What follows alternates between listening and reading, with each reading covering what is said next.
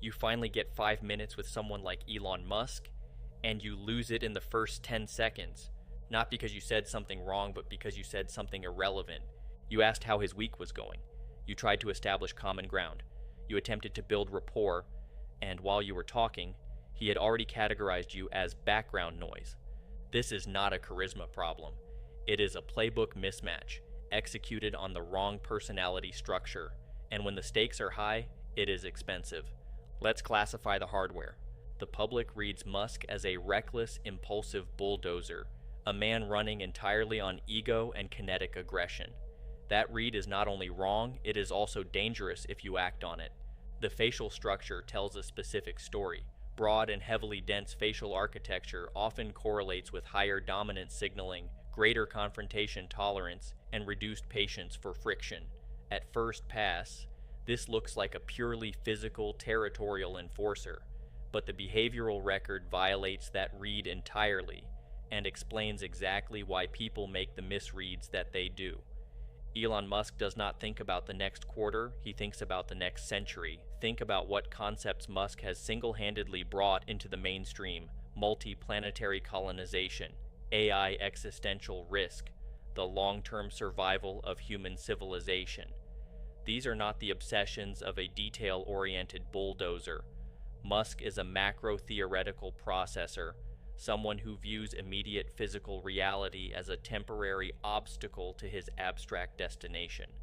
Musk's high-dominance biometric baseline operates as a blunt force shield, designed to protect his highly sensitive internal theoretical processing from tribal interference and bureaucratic friction. What you are actually dealing with in Elon is a systemic logic machine, running abstract civilizational architecture, housed inside a body built for physical intimidation. Now, watch what happens when pressure is applied. When Musk encounters friction, he does not negotiate.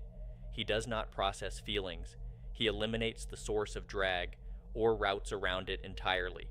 If you want real-world proof, look at the detonation of his alliance with Donald Trump in the summer of 2025. The media categorized the fallout as an ego clash. That is a civilian misread. Musk publicly framed the spending bill as introducing systemic drag. The moment the legislative architecture conflicted with his macro-theoretical goals, Musk's tribal loyalty evaporated immediately. He publicly incinerated a presidential alliance, attacked the policy, and risked his aerospace contracts without hesitation. This was not out of anger, but rather out of a rigid adherence to his internal systems model.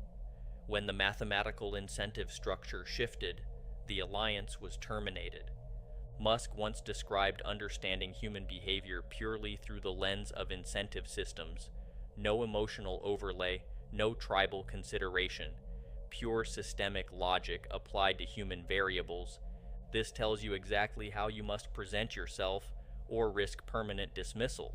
There is a secondary layer here that most operators miss entirely. The left side of his face shows something the right side conceals: wider, softer, heavier, and more expressive.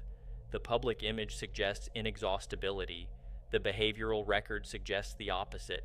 Musk repeatedly oscillates between extraordinary output and periods of visible strain. The aggression is obvious. The cognitive load underneath it is what most observers miss. The behavioral record suggests a profile that repeatedly pushes output beyond sustainable levels. That matters strategically. Here is where the standard playbook causes massive problems and moves you further away from your goal rather than closer to it. Most operators approach a profile like Elon Musk using the exact frameworks they were taught.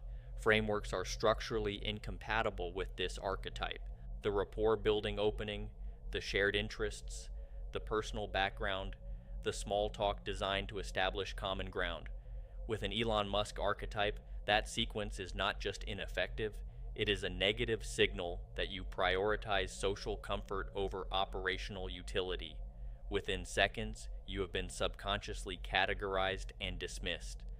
The second failure mode is using hedging language or qualifiers, such as, "I feel like maybe we should consider." That syntax triggers his baseline skepticism immediately. He processes wiggling words as evidence of low conviction, or worse, as an attempt to manage his feelings. Both are read as incompetence. The third, and most counterintuitive failure, is the competence demonstration, showing him the process, walking him through the steps, proving the work by showing the granular detail. This profile does not want to see the machine operating. He wants to see the destination. Forcing him into the micro details triggers a claustrophobic processing response, and he will eject your pitch from his attention span entirely. If you want to identify which of these four behavioral architectures you are actually dealing with before walking into a high-stakes interaction, there is a free brief available below. It includes the four primary foundational behavioral baselines in an immediate PDF format delivered to your inbox at no cost. The link is in the description. Pattern recognition is the entry point, and precision comes after that. Now for the asymmetric plays for dealing with an Elon Musk in your life.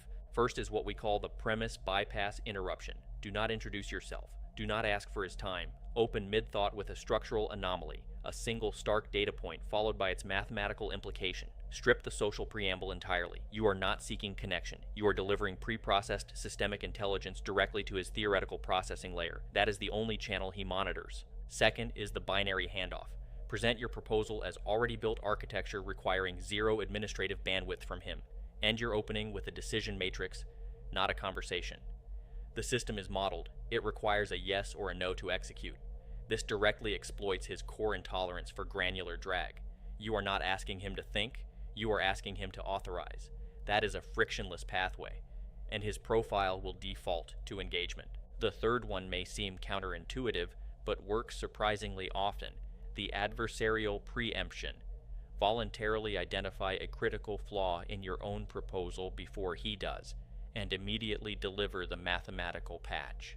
The initial modeling fails under this stress load. The corrected patch requires this adjustment. Musk is naturally more suspicious than the average negotiator, and by demonstrating that you share his paranoid, low-trust view of systems, and that you are proactively hunting for failure points rather than selling him a clean narrative, you force a categorization of high competence alignment. He does not trust people who present clean stories. He trusts people who find the cracks before he does.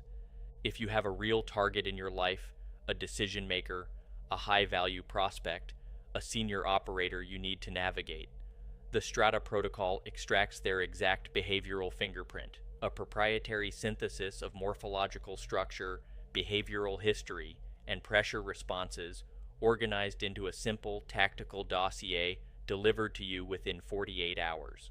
The link is in the description. strataintel.io. You can finally gain lethal precision in interactions where it really matters.